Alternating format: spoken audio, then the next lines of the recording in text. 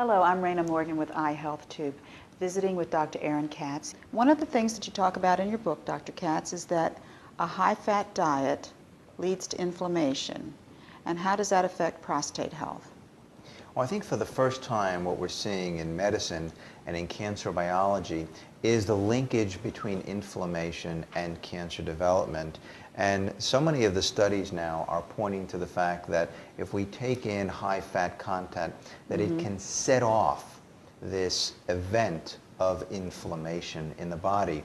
And higher fat content is linked to many cancerous conditions in the body, like colorectal cancer, like breast cancer, like kidney, and like prostate cancer.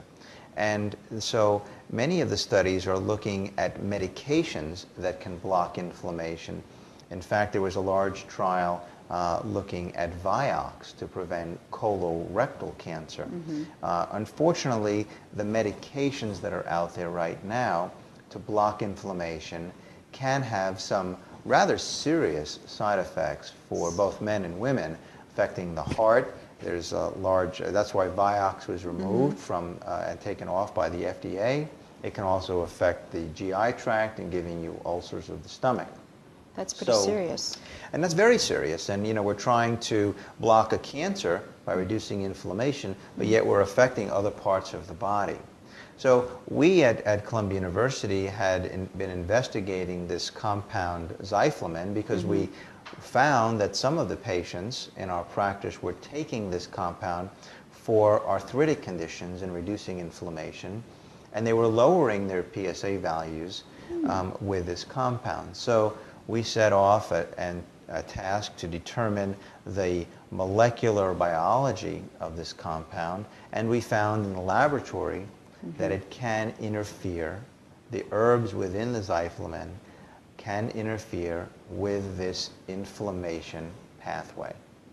And so with that information, we then developed a phase 1 clinical trial at Columbia University for men that had this precancerous condition of the prostate, PIN, to see if we can block inflammation and block cancer in those patients that have a very high rate of developing cancer, those with the PIN. So were there any side effects, such as you talked about with the traditional treatments, with the natural? Well, that's exactly what we set out to find, and we did a dose escalation trial, and we have to date not seen really any side effects at all with this compound. Some of the patients did have some mild little heartburn, but they was all relieved, we found, when they take these herbs with food. None of the patients needed to take any medication to relieve the heartburn. So if you take these herbs, we recommend that you do take it with food. So this reduced inflammation? It reduces inflammation. We were able to document that on blood tests as well as on prostate biopsies. What are some of the herbs that are in xyflamin?